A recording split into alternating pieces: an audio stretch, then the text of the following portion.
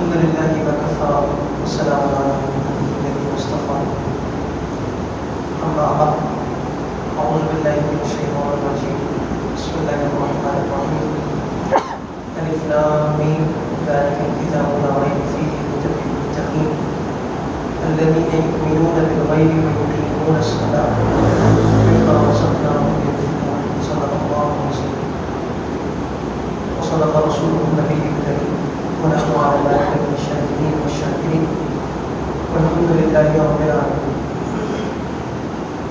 بزرگان محترم اور برادران عزیز، آج اسلام کی اہم نظام، اسلام کے ایک اہم ستون زکوٰۃ کو اللہ کی توفیق سے بیان کرنا ہے. انشاءاللہ اس کی ترتیب آج کی گفتگو کی یہ ہوگی کہ زکوٰۃ کا جو نظام ہے اور جو قانون ہے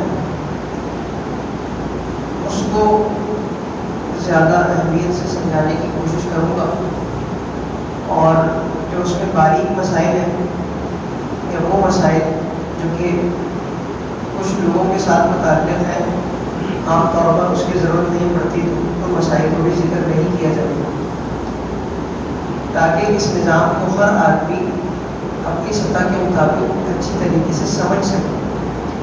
اگر زیادہ تفصیل میں ہم جائیں گے تو جو اصل بنیادی بات ہے ممکن ہے وہ کسی کے ذہن سے نکل جائے، کیونکہ مسائل کا تعلق ہے مزاولت سے.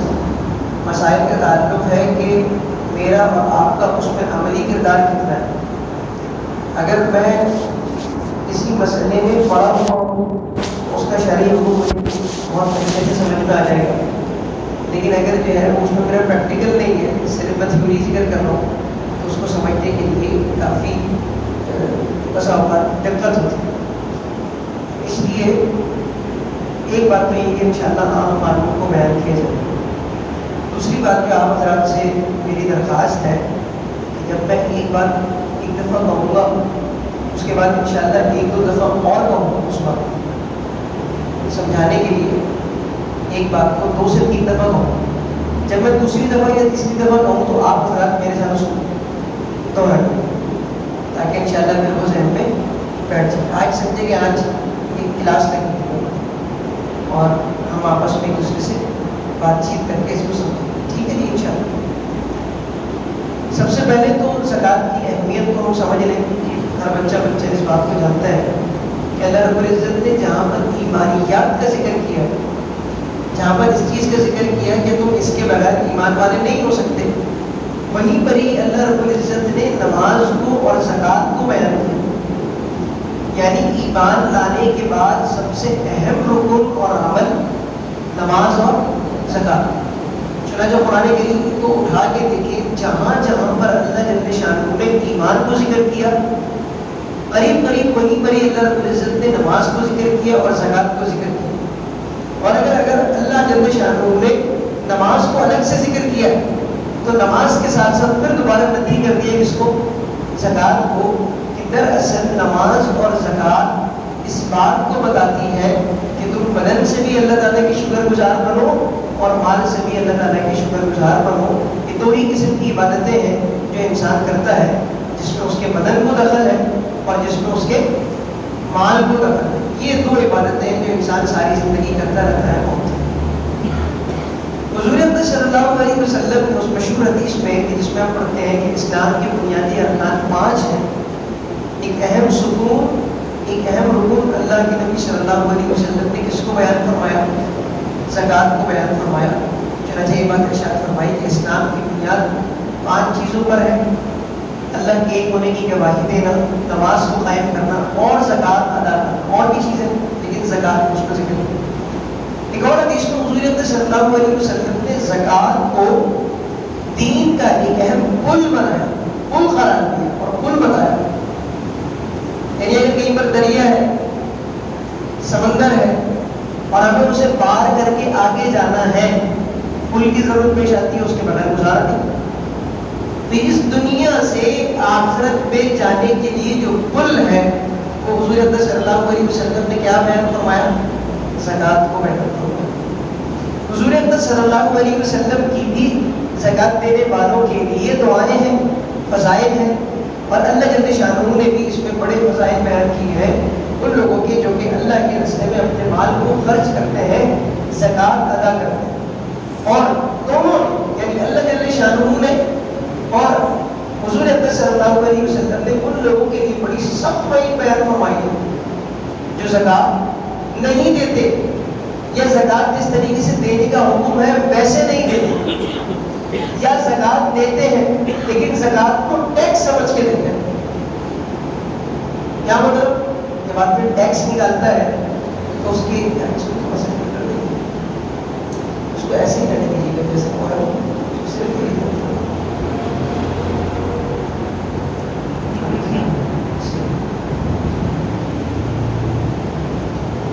یہ زکوٰۃ تو دے رہا ہے لیکن ٹیکس کی طرح دے رہا ہے، بہت سمجھ کے دے رہا ہے۔ ایسے آباب کے لیے بڑی سخت وعید حضور اکرم صلی اللہ علیہ وسلم نے اور اللہ جل شانہ نے بیان فرمائی۔ یہ موضوع پر ہم سنتے ہیں۔ چنانچہ قرآن کریم میں اللہ جل شانہ کا ارشاد ہے کہ جو لوگ زکوٰۃ ادا نہیں کرتے اور زکوٰۃ ادا کیے بغیر مال کو، جائیداد کو، سونے کو، چاندی کو جمع کر کے گن گن کے رکھتے ہیں، والذین یکنزون الذھب والفضة ولا ينفقونها فی سبیل اللہ، زکوٰۃ ادا نہیں کر رہے اور گن گن کے رکھ رہے، اس سال 1 لاکھ ہو گیا، اگلے سال 1.25 ہو گیا، اس کے اگلے سال 1.5 ہو گیا، گن گن کے رکھے۔ اور اللہ کا جو حق ہے یعنی اللہ کا حق کیا ہے وہ بھی ہمارے ہی، اگر اور کیا جائے زکوٰۃ کس کو ملتی ہے بھائی؟ انجام کا پھر مجھے ہی ملنی، پھر ہمیں ہی ملنی، پھر ہمارے غریبوں کو ملنی۔ یہ بھی کتنا فضل ہے کہ اپنے راستے میں خرچ کرنے کے لیے ہمیں ہی منتخب کر لیا کہ اپنے آپس میں بانٹ لو۔ اور اس میں بھی عجیب بات یہ ارشاد فرمائی کہ سب سے پہلے اس کی ابتدا کہاں سے کرو؟ اپنے رشتے داروں سے کرو۔ کتنا فضل ہے۔ تو فرمایا اے نبی ایسے لوگوں کو آپ عذاب علیم کی خوشخبری سنائیں، اسلوب دیکھیں۔ عذاب کی خوشخبری ہوتی ہے، عذاب کی خوشخبری تو نہیں ہوتی، لیکن کتنی سخت آیت ہے کہ جو فرمایا کہ انہیں دردناک عذاب کی اے نبی آپ خوشخبری سنا دیں۔ اور وہ عذاب کیسا ہوگا؟ اللہ ہم سب کو محفوظ فرمائے۔ یوم یحمى علیہا فی نار جہنم فتقوی بہا جباہہم وجنوبہم وظہورہم، کہ تپتی ہوئی جہنم کی آگ میں ڈالا جائے گا، اور اس آگ کے بارے میں ویل لکل ہمزۃ لمزہ والی صورت میں اللہ جل شانہ نے بیان فرمایا کہ انسان کی دہکائی ہوئی آگ نہیں ہے۔ یہ کون سی آگ ہے؟ نار اللہ الموقدہ، اللہ کی دہکائی ہوئی آگ، انسان کی دہکائی ہوئی آگ نہیں۔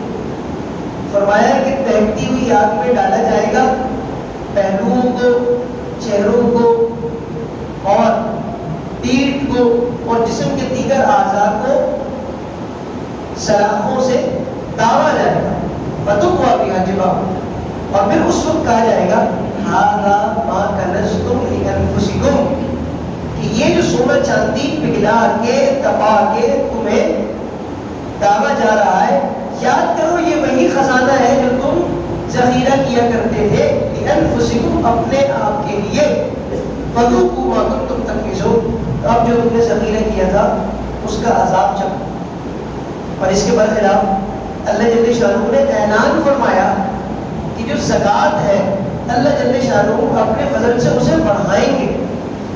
یمحق اللہ الربا ویربی الصدقہ، کہ اللہ تعالیٰ مٹاتا ہے سود کو اور اللہ جل شانہ بڑھاتا ہے صدقات کو، زکوٰۃ کو، اللہ کے راستے میں خرچ کیے جانے والے مال۔ ایک حدیث میں حضور صلی اللہ علیہ وسلم نے ایسے شخص کے لیے جو کہ زکوٰۃ ادا کرتا ہے اس کو دعا دی کہ اے اللہ خرچ کرنے والے کو بہترین بدلہ عطا فرما، اللہم اعطی منفقا خلفا۔ خرچ کر رہا ہے، ظاہر میں جیب سے جا رہا ہے، لیکن اس کو بہترین بدل عطا فرما۔ اور فرمایا وَأَعْطِي مُمْسِكًا، جو اپنا مال روک کے رکھ رہا ہے، غریبوں کو ادا نہیں کر رہا، زکوٰۃ نہیں دے رہا، جمع کر کے رکھ رہا ہے، تو اس کے بارے میں فرمایا کہ اے اللہ اس کو تلف ہونے والی چیز عطا فرما، یعنی ایسا جس کے ساتھ نظام بناتے ہیں کہ مال ہوتے ہوئے بھی ضائع ہو جائے، جسے ہم کیا کہتے ہیں برکت ہونا یا نہ ہونا، برکت ہونا یا نہ ہونا۔ ہم ایک بات یہ سمجھتے ہیں کہ برکت کا تعلق صرف اور صرف گنتی سے ہے، برکت کا تعلق گنتی سے نہیں ہے کہ ہم نے اللہ کے راستے میں پیسے خرچ کیے اور ابھی ہم نے زکوٰۃ ادا کی۔ عام طور پر ایسا ہی ہوتا ہے، ہم سب کے ساتھ ایسا ہوتا ہے کہ ابھی زکوٰۃ ادا کی، مہینے کے اندر اندر ہی اللہ تعالیٰ نے کوئی ایسی ترتیب بنا دی کہ جتنے ادا کیے تھے اس کا 10% واپس آ گیا۔ عام طور پر لوگوں کا یہ تجربہ ہے، زکوٰۃ ادا کرے ایک مہینے کے اندر اندر واپس آتا ہے۔ اللہ تعالیٰ بڑی غیور ذات ہے، اللہ تعالیٰ کو تو پیسوں کی کمی نہیں ہے، ہمیں ضرورت۔ تو جب اللہ کے راستے میں ایک بندہ اپنی ضرورت کو دباتے ہوئے خرچ کر دیتا ہے، اللہ جل شانہ کی خیر اس بات کو کہاں دبا رہا ہے کہ تم خرچ کرو اور تم ہلاک ہو جاؤ؟ اللہ تعالیٰ مزید عطا فرماتے ہیں اس یقین کے ساتھ خرچ کرتے ہیں۔ ایک تو تعلق گنتی سے بھی ہے، لیکن اصل جو برکت کا تعلق ہے وہ معنوی ہے۔ وہ کیا ہے؟ برکت یہ ہے کہ جتنے پیسے ہیں ضرورت اس سے کم میں پوری ہو جائے، یہ ہے اصل برکت۔ ایک آدمی لاکھ روپے کما رہا ہے لیکن گھر کی بیماریوں میں اس کے آدھے سے زیادہ پیسے خرچ ہو جا رہے ہیں۔ اس کو دیکھ کے یہ کہنا نہیں ہے کہ تم پر بے برکتی ہے، لیکن ایک سورت علماء نے لکھی، آدمی اپنی تنخواہ لے کر آ رہا ہے، ساتھ میں ڈکیت لگ گئے، پیسے نہیں دیے، پیسے ہیں لیکن استعمال نہیں ہوئے، یا استعمال ایسی جگہ پر ہو رہا ہے جو کہ اتنے خرچ ہو جا رہے ہیں کہ ضرورت کے لیے بھی پیسے نہیں بچے۔ عام طور پر آج کل تنخواہیں لوگوں کی لاکھ سوا لاکھ یا قریب بڑی، کہتے ہیں کہ مولوی صاحب کچھ وظیفہ بتائیں، کیا نہیں ہو رہا بھائی کچھ آ رہا ہے۔ بطور مثال کی ایک بات عرض کرتا ہوں کہ جو مدارس میں پڑھانے والے علماء کرام ہیں ان کی تنخواہیں اس کے تناسب سے 10% ہوتی ہیں، لیکن جو واقعتاً مولوی ہے اب تو یہ خیر لگانی پڑتی ہے، اس کو آپ کبھی مانگتے ہوئے نہیں دیکھیں، وہ قرض بھی نہیں مانگتا، اس نے دروازہ کھولا ہوا ہے اللہ کی طرف، جہاں پہ ضرورت پیش آئی 2 رکعت نماز پڑھی، اللہ سے ضرورت کو پورا۔ بھائی اللہ تعالیٰ سے آپ صبح درس قرآن میں بھی یہ بات آئی ہے، اللہ تعالیٰ سے کسی کی رشتہ داری ہے نہیں، دروازہ کھولا ہوا، جو جیسا تعلق اللہ تعالیٰ سے بنانا چاہے بنا سکتا ہے۔ تو یہ باتیں تو الحمدللہ ہم سنتے رہتے ہیں۔ ایک آخری بات ترتیب کے طور پر، قرآن کریم کے اسلوب پر اگر غور کیا جائے تو اللہ جل شانہ نے جتنی چیزیں ہیں یعنی مال و جائیداد ہے اس پہ ملکیت اللہ رب العزت نے اپنی بیان کی، اپنی بیان کیا ہے؟ الم تعلم ان اللہ له ملک السماوات والارض للہ ما فی السماوات وما فی الارض للہ من فی السماوات ومن فی الارض، کہ آسمان و زمین میں اس کائنات میں جو کچھ بھی ہے وہ کس کی ملکیت ہے؟ اللہ کی ملکیت ہے۔ اب میری ملکیت میں جتنے پیسے ہیں اس کو میں جہاں چاہوں خرچ کر سکتا ہوں، آپ مجھے کچھ کہہ سکتے ہیں؟ نہیں۔ تو اسی قانون کو دیکھتے ہوئے اگر اللہ جل شانہ کو ہمیں یہ حکم دیتے کہ جتنے پیسے تمہارے پاس آ رہے ہیں وہ ہیں کس کے؟ میرے، تو تم میرے نمائندے بن کے میرے بتائے ہوئے رستے میں خرچ کر دو، تو بتائیے یہ ظلم ہوتا؟ ہاں جی، ہے کس کی ملکیت؟ اللہ کی۔ اگر اللہ کہتے ہیں کہ سارے پیسے جہاں میں کہہ رہا ہوں وہاں لگا دو، ظلم ہوتا؟ نہیں ہوتا، عدل ہوتا۔ جیسے میں نے اپنے پیسے کسی کو دیے کہ بھائی فلانی جگہ پہ خرچ کر دو، اب وہ اس بات کا پابند ہے کہ فلانی جگہ پہ خرچ کرے، اگر وہ خرچ کرے تو احسان کرے گا، پیسے ہی نہیں ہے اس کے۔ اللہ جل شانہ نے اپنے فضل و کرم سے صرف اتنی بات کہی کہ دیکھو اگر اس قسم کا تمہارے پاس مال ہے، ہر چیز پر زکوٰۃ لازم نہیں ہے، انشاءاللہ تفصیل آگے آ رہی ہے، اور اس پر بھی پورا 1 سال گزر رہا ہے تمہارے پاس سیونگ پہ،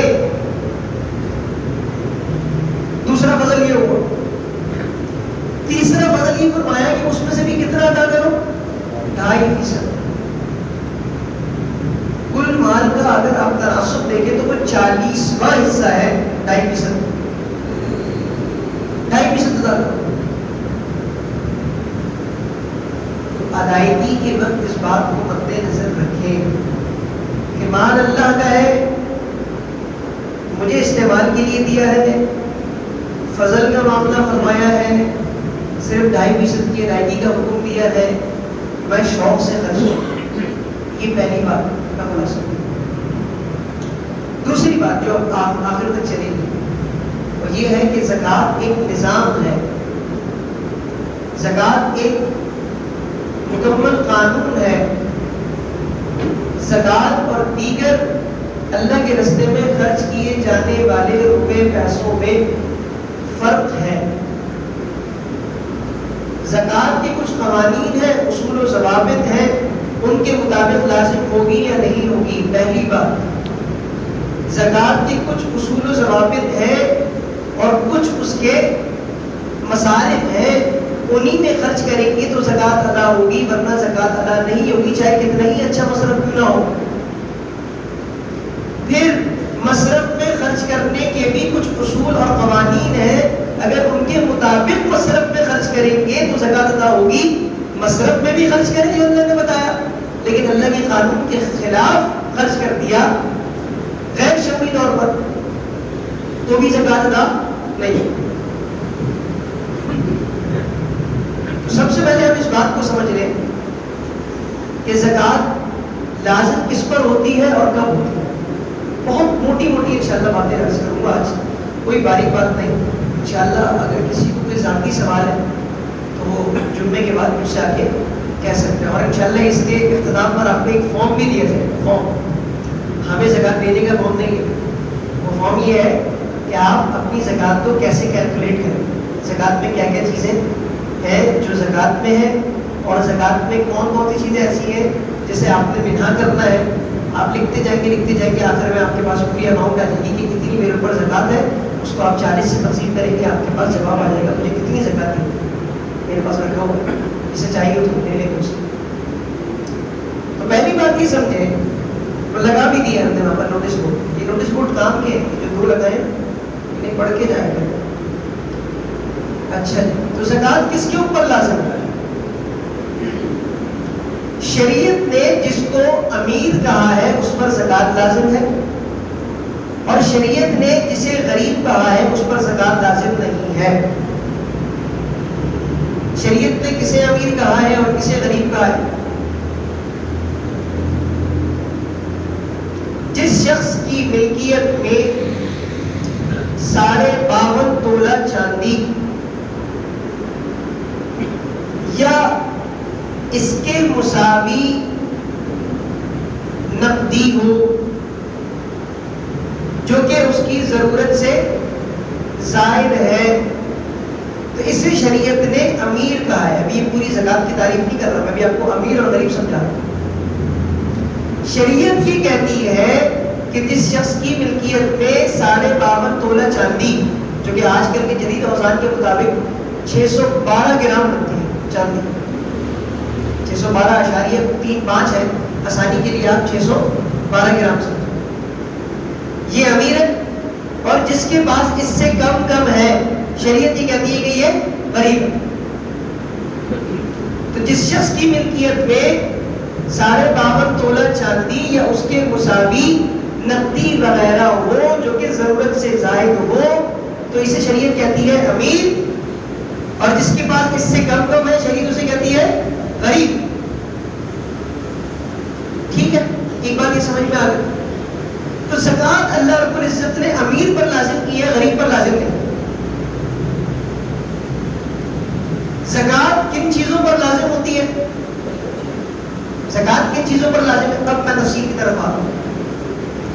تو یاد رکھیے گا یہ ایک بنیادی نقطہ پکڑ لیں کہ انشاءاللہ زکوٰۃ کا پورا باب سمجھ میں آتا ہے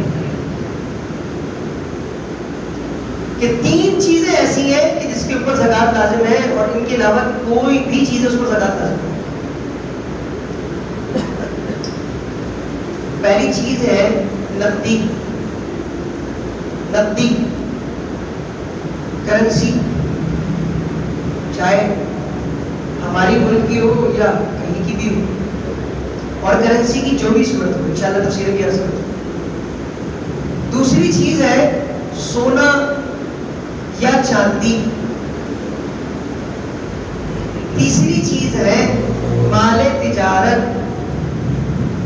دوبارہ تین چیزیں ایسی ہیں جس پر زکوٰۃ لازم ہے، اس کے علاوہ کسی پر بھی زکوٰۃ لازم نہیں ہے۔ ریکال کیجیے گا، کیا ہے پہلی چیز بھائی؟ نقدی۔ دوسری چیز میں نے کیا عرض کی؟ سونا چاندی۔ اور تیسری چیز مال تجارت۔ اس کے علاوہ جو بھی صورت ہے اس پر زکوٰۃ لازم نہیں ہے۔ ہم چونکہ شہری لوگ ہیں، ہمارے پاس عام طور پر مویشی بہت زیادہ نہیں ہوتے، تو مویشی کو میں آسانی کے لیے ایسے حضرت کر رہا ہوں۔ ورنہ چوتھی چیز مویشی بھی ہے، لیکن وہ مویشی کی بہت تفصیل ہے، اور سب سے مشکل جو نصاب ہے سمجھنے کا وہ مویشیوں کا ہے۔ اسی طریقے سے ہم شہری لوگ ہیں تو کاشتکاری وغیرہ اور باغات ہمارے پاس نہیں ہوتے، تو ان کی زکوٰۃ کو بھی میں یہاں پر ذکر نہیں کروں گا کہ اس کو سمجھنا مشکل ہے، کیونکہ اس کے ساتھ ہمارا عمل دخل نہیں ہے۔ اور دوسری بات یہ بھی ہے کہ اس کو زکوٰۃ نہیں کہتے، اسے عشر کہتے ہیں، اس لیے بھی نہیں کہتے۔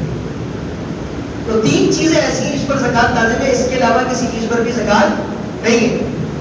تفصیل کرنے سے پہلے میں اس کو بتا دوں آپ کو، میں نے یہ کپڑے پہنے ہوئے،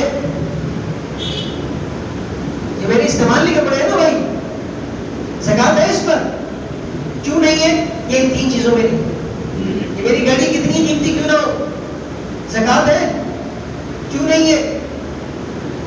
ان تین چیزوں میں سے نہیں ہے۔ اصل بات کو پکڑے، میں نے چشمہ پہنا ہوا ہے، کتنا مہنگا کیوں نہ ہو، زکوٰۃ ہے اس پر؟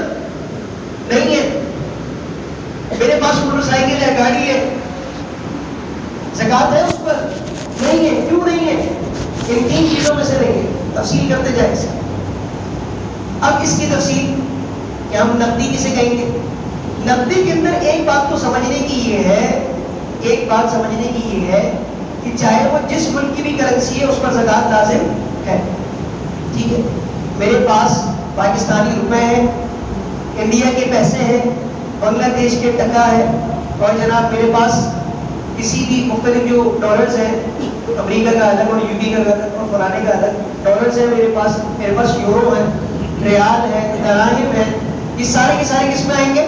نقدی میں آئیں گے۔ اور نقدی کی ایک صورت تو یہ ہے کہ کیش ان ہینڈ، کہ میرے پاس گھر میں موجود ہے، اور ایک کیا ہے بھائی نقدی کی صورت؟ کیش ایٹ بینک، جو میں نے کسی مالیاتی ادارے میں رکھوائے ہوئے اپنے پیسے، یہ ساری نقدی کی صورتیں ہیں نا۔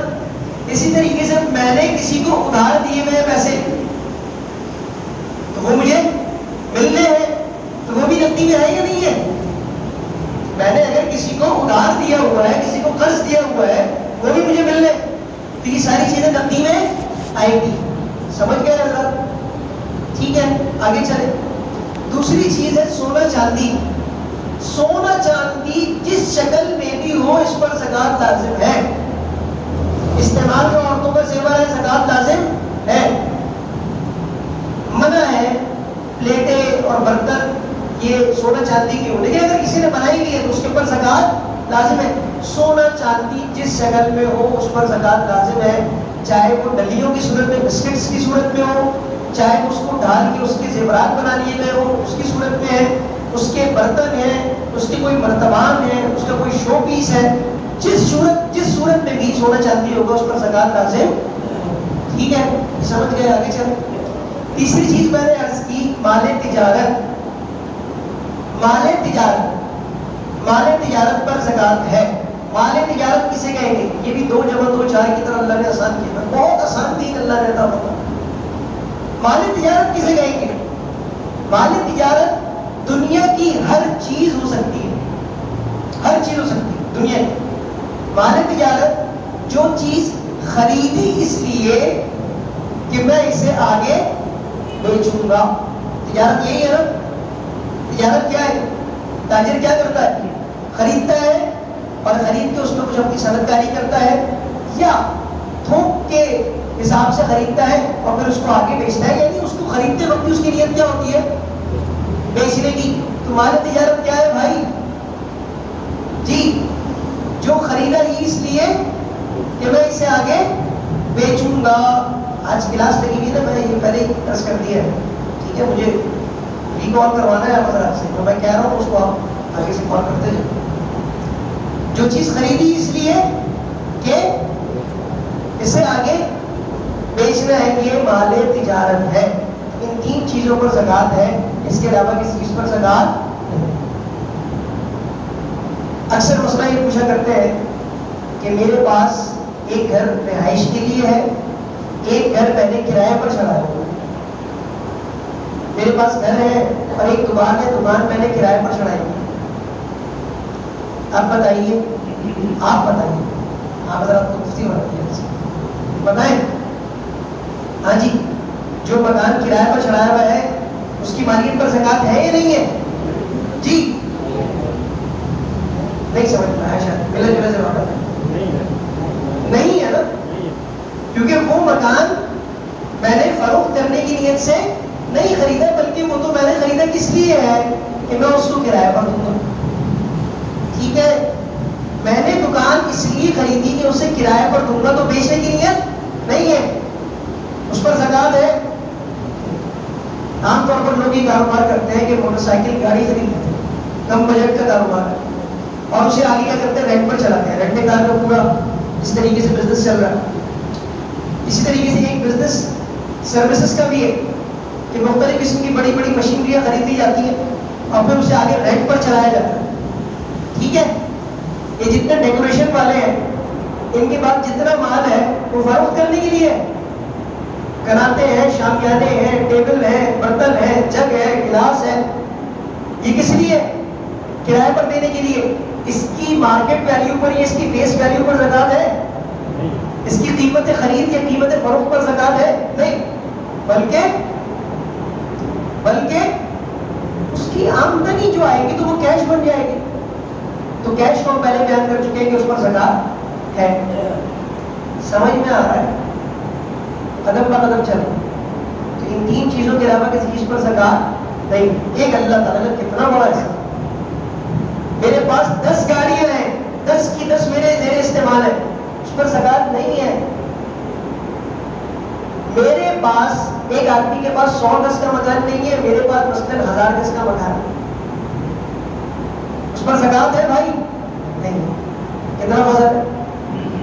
استعمال کے میرے پاس سینکڑوں کپڑے، زکوٰۃ ہے؟ نہیں.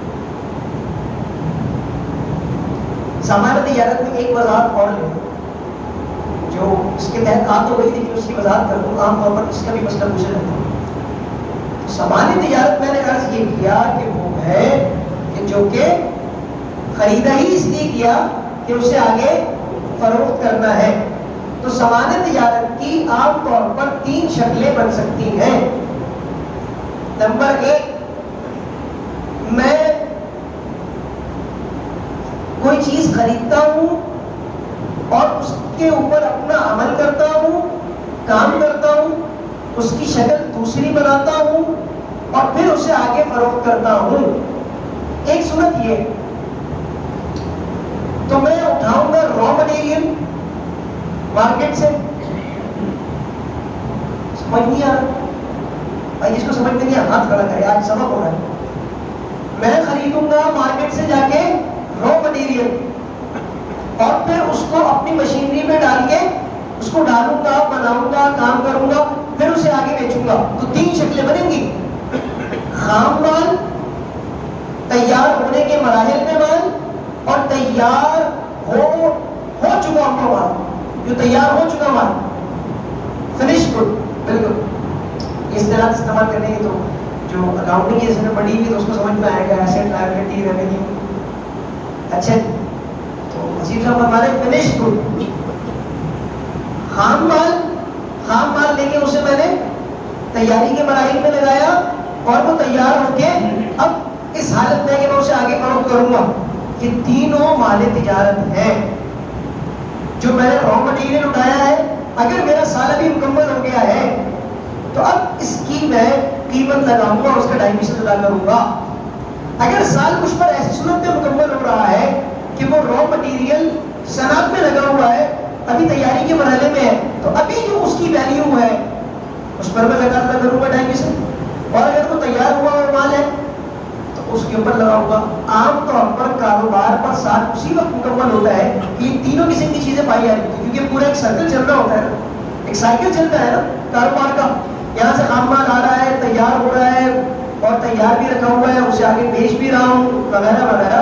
تو اس لیے عام طور پر جب زکات لازم ہوتی ہے تو کچھ تیار مال بھی ہوتا ہے اور جناب تیاری کے مرحلے میں بھی مال ہوتا ہے اور را مٹیریل کی صورت میں بھی مال میرے پاس موجود ہوتا ہے. تو ان تینوں پر زکات لازم ہے. لیکن اس کی تیاری کے لیے جو میں نے مشینیں خریدی ہوئی ہیں, مال بیچنے کے لیے جو میں نے شیلف بنائے ہوئے ہیں, الماریاں ہیں, مال بیچنے کے لیے میں نے کوئی دکان یا مکان خریدی ہوئی ہے, ہاں بھائی اس پر زکات ہے یا نہیں ہے؟ نہیں ہے, کیونکہ میں نے جو فرنیچر بنایا ہے یہ بیچنے کے لیے نہیں بنایا, بلکہ یہ فرنیچر میرا اس لیے ہے تاکہ میں اس کے اندر اپنا سامان سجا کے رکھوں گا. ٹھیک ہے, میں نے یہ جو جگہ خریدی ہے تو یہ میں نے بیچنے کے لیے نہیں خریدی, بلکہ اس لیے خریدی ہے کہ میں اس کے اوپر بیٹھ کے کاروبار کروں گا. جو میں نے مشینری خریدی ہے وہ میں نے اس لیے نہیں خریدی کہ میں اس سے آگے بیچوں گا, بلکہ اس لیے خریدی ہے کہ اس سے میں مال تجارت کو تیار کروں گا. تو مشینری پر, فرنیچرز پر, کون سا فرنیچر جس کا کاروبار نہیں ہے, جس کو رکھنے کے لیے لیا ہوا ہے, کرسیاں ہیں, میز ہے, اور اسی طریقے سے وہ جگہ کہ جو میں نے خریدی ہوئی ہے اس پر بھی زکات لازم نہیں ہے. یہ تین چیزیں. پھر مزید اللہ کا فضل یہ ہے کہ ان تین چیزوں پر بھی زکات مطلقاً لازم نہیں ہے کہ تمہارے پاس کیش ہے, تمہارے پاس سونا چاندی ہے, تمہارے پاس مال تجارت ہے تو اس کا ڈائمیشن ادا کرو. نہیں, بلکہ اس میں بھی حکم یہ ہے کہ جب وہ 52.5 تولہ چاندی کے مساوی پہنچے گا اور اس پر سال مکمل ہو جائے گا تو زکات لازم ہے. ٹھیک ہے, ایک آدمی ایسا ہے کہ اس کے پاس سونا تو ہے لیکن صرف سونا ہے, چاندی تو ہے لیکن صرف چاندی ہے, مال تجارت تو ہے صرف مال تجارت ہے, یا کیش تو ہے لیکن صرف کیش ہے اس کے پاس, اور وہ 52.5 تولہ چاندی کی مساوی قیمت کو نہیں پہنچتا, اس پر زکات لازم ہے نہیں. سب سے پہلی بات کیا عرض کی تھی کہ زکات امیر پر لازم ہے, غریب پر لازم نہیں. اور جس کے پاس 52.5 تولہ چاندی نہیں ہے شریعت اسے امیر نہیں کہتی. ٹھیک ہے, مختلف قسم کے مال ہوتے ہیں ہمارے پاس, کچھ پیسے بھی ہوتے ہیں, سونا چاندی بھی ہے, انویسٹمنٹ کے لیے آگے پیسہ بھی لگایا ہوا ہے, مختلف چیزیں, مال تجارت بھی ہے. تو اب ان سب کو جمع کر کے دیکھیں کہ ان سب کو جمع کرنے کے بعد آیا اس کی ویلیو, مارکیٹ ویلیو آیا 52.5 تولہ چاندی, جو میں نے ابھی جدید میں کیا بتایا وزن میں 612 گرام چاندی کے برابر پہنچ رہی ہے, تو اس کا ڈائمیشن ادا کرنا ہے, ورنہ زکات لازم نہیں ہے. یہاں تک سمجھ گئے کہ ان تین چیزوں پر بھی زکات اس وقت لازم ہے جبکہ یہ اکیلے یا کئی چیزیں مل کے کتنی پہنچ جائے, 612.35 گرام کو پہنچ جائے تو زکات لازم ہے. اگر ہم پچھلے سال میں تو مجھ کو کچھ یاد ہے 35-36 ہزار روپے بنتے تھے, ابھی 44,000 روپے بنتے ہیں. ماشاء اللہ تبدیلیاں. یہاں تک بات سمجھ گئے انشاءاللہ. ایک اور چیز یہ سمجھ لیں کہ جب ہم کوئی چیز خریدتے ہیں اور اس کی زکات نکال رہے ہیں تو اب ہم کون سی قیمت کا حساب لگائیں گے. عام طور پر یہ بھی مشکل پیش آتی ہے.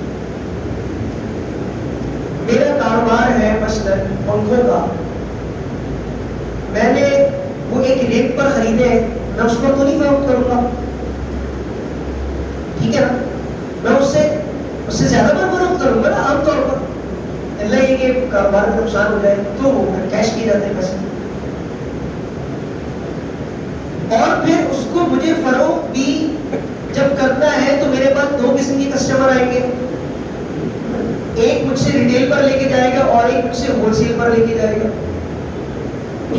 ایک کسٹمر وہ ہے جو کہ ایک دو چیزیں خریدے گا, اور ایک کسٹمر وہ ہے جو کہ بہت بڑا اسٹاک مجھ سے خریدے گا اور اس کی ایک مکمل قیمت لگائے گا, ہول سیل لگائے گا اس میں. ٹھیک ہے, تو اب میں کون سی قیمت لگاؤں؟ 3 قیمتیں آ گئی یہاں پر. ایک وہ قیمت ہے جس پر میں نے خریدا, ایک وہ قیمت ہے جس پر میں آگے بیچوں گا.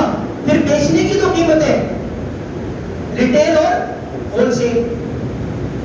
ایک بات تو یہ سمجھ لے کہ جس پر خریدا ہے اس کا اعتبار بالکل نہیں, بلکہ جس پر آگے فروخت کرنا ہے اس کا اعتبار نہیں.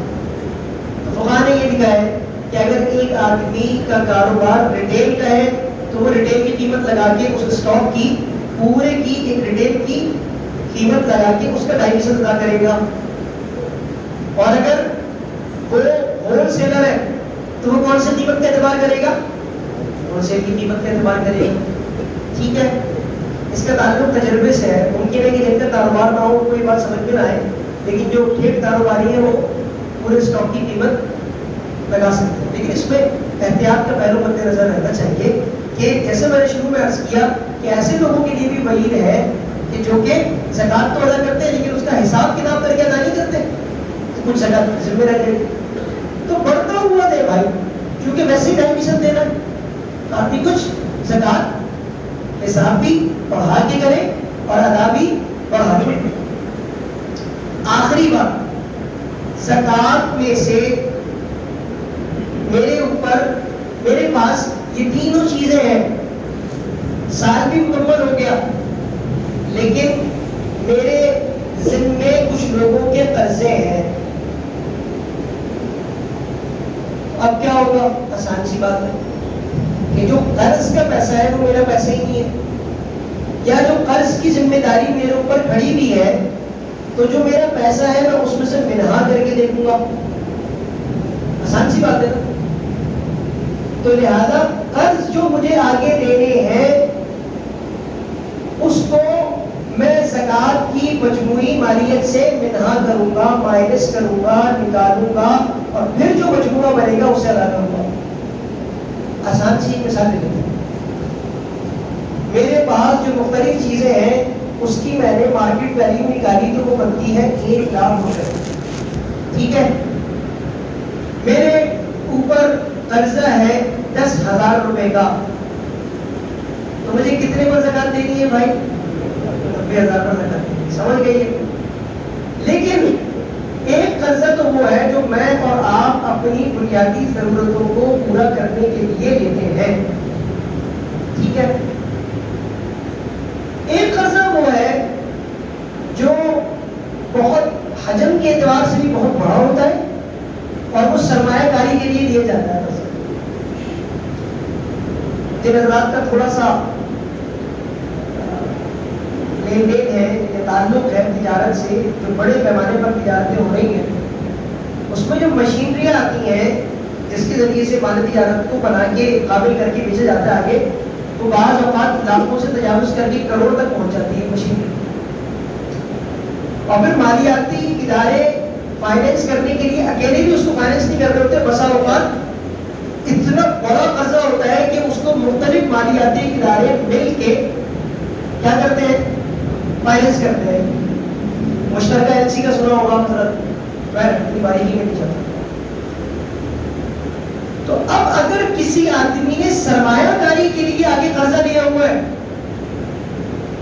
تو کیا یہ مجموعی مالیت سے منہا کیا جائے گا یا نہیں؟ اگر دیکھا جائے تو بڑے بڑے جتنے تاجر ہیں نا اس وقت, اگر ان کی ملکیت سے اس قرضے کو منہا کیا جائے تو یہ زکوٰۃ دینے کے بجائے زکوٰۃ دینے کے مستحق بن جائے. جتنے بڑے بڑے تاجر ان کی تجارت ایسی چلتی ہے, ادھر سے قرضہ آ رہا ہے, ادھر انہوں نے کاروبار میں لگایا ہوا ہے, وہاں سے منافع آ رہا ہے, قرضے کی واپسی بھی ہو رہی ہے, اپنے پاس بھی جا رہے ہیں. ٹھیک ہے, تو اس کے بارے میں اصول یہ ہے کہ سرمایہ کاری کے لیے جب آدمی قرضہ لیتا ہے تو وہ ایک تو اس لیے قرضہ لیتا ہے کہ جس چیز کو اس نے آگے فروخت کرنا ہے اسی کو اس قرضے سے خرید رہے ہیں. اسی طریقے سے بسا اوقات وہ قرضہ اس لیے لیتا ہے کہ اس تجارت کے مال کو بنانے کے لیے اسے مشینری چاہیے، اس کے لیے قرضہ لیتا ہے، عام طور پر اس لیے قرضہ ہوتا ہے، یا اس کے لیے اسے کوئی زمین چاہیے، اس کے لیے وہ قرضہ لیتا ہے. تو اب بتائیں کہ جب یہ قرضہ لے رہا ہے تو یہ تین صورتیں ہو گئی کہ کبھی وہ مشینری کے لیے قرضہ لے رہا ہے، مشینری پر زکوٰۃ ہے، اگر وہ مشینری تجارت کو بنانے کے لیے ہے تو اس پر زکوٰۃ نہیں ہے. فرنیچر کے لیے زکوٰۃ دے رہا ہے، زمین کے لیے زکوٰۃ کیا ہے؟ قرض دے رہا ہے، تو وہ آگے جو چیز دے رہا ہے اس پر زکوٰۃ پہلے ہی نہیں ہے. تو اگر تو وہ سرمایہ کاری ایسی کروا رہا ہے قرضے میں کہ جس سے وہ آگے ایسی چیز خرید رہا ہے کہ جس کے اوپر زکوٰۃ لازم نہیں ہے، تو اسے بالکل بھی منہا نہیں کیا جائے گا مالیت سے. ٹھیک ہے، لیکن اگر وہ قرضہ، اگر وہ فائنینسنگ تمویل اس لیے کروا رہا ہے کہ میں اس سے وہ چیزیں خریدوں گا جو مجھے آگے بیچنی ہے، تو چونکہ اس سے وہی چیزیں خرید رہا ہے جس کی اس کو آگے زکوٰۃ دینی ہے، تو یہ والا قرضہ منہا کیا جائے گا. ٹھیک ہے، اگر یہ تفصیل سمجھ میں نہ آئی ہو تو بس اتنی بات سمجھ لیں کہ ضرورت کی بنیاد پر جو قرضہ لیا جاتا ہے وہ مجموعی مالیت سے کیا کیا جائے گا؟ منہا کیا جائے گا. ایک بات ہو. دوسرا قانون ہے ادائیگی زکوٰۃ سے متعلق. تو ادائیگی زکوٰۃ سے متعلق دو تین باتیں سرسری طور پر سمجھ لیں، بات انشاءاللہ ابھی مکمل کرتے ہیں 2 منٹ. زکوٰۃ کی ادائیگی کے لیے ایک بات تو یہ سمجھ لیں کہ جب سال مکمل ہوگا تب زکوٰۃ کی ادائیگی لازم ہے. سال جب تک مکمل نہیں ہوا تو زکوٰۃ کی ادائیگی لازم نہیں ہے. لیکن ہر قسم کے مال پر سال کا گزرنا مکمل نہیں ہے. ایک آدمی کے پاس نصاب کے برابر مال آ گیا، اس نے ایک جگہ پر مارک کر لیا کہ مثلاً میرے پاس سفر کی 15 تاریخ کو مال آ گیا جو نصاب کے برابر ہے، 612.35 گرام چاندی کے برابر ہے، اس نے مارک کر لیا اسلامی کیلنڈر میں. اچھا، تاریخ کا بھی اعتبار کون سا ہے؟ اسلامی تاریخ کا اعتبار ہے، کیونکہ اسلامی یعنی قمری تاریخ میں اور شمسی تاریخ میں تقریباً 10 دن کا فرق ہے، تو پھر وہ آگے جا کے سالوں میں بدل جائے گا. تو اس لیے اعتبار قمری تاریخ ہے. قمری تاریخ پر اس نے ایک جگہ پر مارک کر لیا. اب سال کے درمیان میں جتنا مال آ رہا ہے، جتنا مال جا رہا ہے، اس کا حساب اس کو رکھنے کی ضرورت نہیں ہے. آئندہ سال جب وہی 15 سفر آئے گی اس نے تاریخ دے گی، اچھا اس پر 15 سفر کو زکوٰۃ لازم ہوتی ہے. اب اس نے ساری چیزوں کی کیلکولیشن کی، جتنی زکوٰۃ بنتی ہے اس کا 2.5% اس نے ادا کر دیا. ٹھیک ہے، تو ایک بات ہو گئی تاریخ سے متعلق. دوسری چیز ہے کہ زکوٰۃ دے کسے؟ تو زکوٰۃ دیں گے اس کو جو کہ مستحق زکوٰۃ ہے. مستحق زکوٰۃ کو میں بھی دوبارہ بیان کرتا ہوں. اس شخص کو دیں گے زکوٰۃ کہ جس سے میرے 2 قسم کے رشتے نہ ہو، نکاح کا رشتہ نہ ہو اور ولادت کا رشتہ نہ ہو. کیا مطلب؟ یعنی میں اپنی اولاد کو آگے زکوٰۃ نہیں دے سکتا، میری اولاد مجھے زکوٰۃ نہیں دے سکتی. میں اپنی اولاد کو زکوٰۃ نہیں دے سکتا، میں اپنے ماں باپ کو زکوٰۃ نہیں دے سکتا. ٹھیک ہے، اسی طریقے سے کوئی آدمی اپنی بیوی کو اور وہ عورت اپنے شوہر کو زکوٰۃ نہیں دے سکتی. یہ 2 قسم کی رشتہ داری ایسی کو زکوٰۃ نہیں دی جا سکتی. اسی طریقے سے سید کو بھی زکوٰۃ دینا جائز نہیں ہے، بلکہ حضور اقدس صلی اللہ علیہ وسلم کے خاندان والوں کا ہم پر حق ہے کہ پاک صاف مال سے ان کی امداد کی جائے عطیہ اور تحفے کی مد میں. مستحق زکوٰۃ کون ہے؟ آخری بات، مستحق زکوٰۃ وہ شخص ہے کہ جس کے پاس ضرورت سے زائد 52.5 تولہ چاندی یا اس کے مساوی قیمت کا مال نہ ہو. اس میں 3 چیزوں کی بات نہیں ہے، کیش، سونا چاندی اور مالکیت، اس کی بات نہیں ہے. یہ دوسرا حساب کتاب ہے مستحق کی زکوٰۃ کا. لوگ ان دونوں کو ملاتے ہیں. ممکن ہے ایک شخص کے اوپر زکوٰۃ لازم نہ ہو لیکن وہ زکوٰۃ دینے کا اہل نہ ہو، یہ ممکن ہے. مثلاً ایک آدمی ایسا ہے کہ اس کے پاس 2 گاڑیاں ہیں، یہ بہت عام مثال ہے. وہ استعمال صرف ایک گاڑی کرتا ہے، دوسری گاڑی استعمال میں آتی ہی نہیں ہے. دوسری گاڑی ظاہر سی بات ہے 44,000 روپے سے تو اوپر کی ہوگی، کیا اس کے اوپر زکوٰۃ لازم ہے؟ ہاں جی نہیں ہے زکات لازم، شروع سے بیٹھے ہوئے تو ان کو معلوم ہے اس پر زکات لازم نہیں ہے، کیونکہ اس نے یہ فروخت کے لیے خریدی نہیں تھی. لیکن یہ ضرورت سے زائد ہے اور عام طور پر 44,000 روپے سے زیادہ کی ہوگی، تو ایسے شخص اگرچہ اس کے اوپر زکات لازم نہیں ہے لیکن یہ زکات لے نہیں سکتا. تو زکات کی ادائیگی کا بھی نظام، زکات کی ادائیگی کا نظام کیا ہے؟ قمری تاریخ کے اعتبار سے جب سال مکمل ہو جائے تو زکات ادا کرنا، رمضان کا انتظار نہ کرنا، رمضان کا انتظار نہیں کرنا چاہیے. مجھ پر ابھی نماز نازل ہوئی ہے جمعے کی، میں کہوں کہ میں اثر میں پڑھوں گا، پڑھ سکتا ہوں؟ نہیں پڑھ سکتا. زکات بھی جب لازم ہوئی اس کو اسی وقت ادا کرنا چاہیے، کوشش کر کے فوری طور پر ادا کریں. ہاں اگر ایک آدمی نے اپنے بال کو الگ کر دیا ہے اور جیسے جیسے مستحق سامنے آ رہا ہے ویسے ویسے ادا کر رہا ہے، اور اتنے میں رمضان آ گیا، اب وہ یہ کہہ رہا ہے کہ رمضان میں 1 روپے خرچ کروں گا تو کم از کم اس کا ثواب کتنا ملے گا؟ 70 کا ملے گا. اس کی بھی گنجائش ہے، لیکن زبردستی اس کو روک کے رکھنا یہ مناسب نہیں ہے. دوسری چیز میں نے کیا عرض کی کہ ایسے لوگوں کو زکات دینا کہ جن کے ساتھ ولادت کا رشتہ نہ ہو، نکاح کا رشتہ نہ ہو اور وہ سید نہ ہو. اور تیسری چیز ان لوگوں کو زکات دینا جو کہ مستحق کی زکات ہے. مستحق کی زکات وہ ہے کہ جس کے پاس اپنی ضرورت سے زائد 52.5 تولہ چاندی یا اس کے مطابق قیمت نہ ہو، جو کہ 612 گرام چاندی بنتی، یعنی 44,000 روپے جس کے پاس ضرورت سے زائد نہ ہو. یہ موٹا موٹا نظام تھا زکات کا کہ زکات کن چیزوں پر لازم ہوتی ہے، زکات کب لازم ہوتی ہے اور زکات ادا کرنے کا طریقہ کیا ہے. جس ساتھی کا کوئی اپنا ذاتی سوال ہو تو جمعے کے بعد مجھ سے مل سکتا ہے. یہ ایک فارم ہے زکات کا حساب کرنا، حساب کرنے کا طریقہ، یہ ہمارے پاس محدود مقدار میں ہے. تو جس صاحب کو چاہیے ہو تو وہ اسے جمعے کے بعد بھی مل سکتا ہے. اللہ تعالیٰ ایک باتوں کا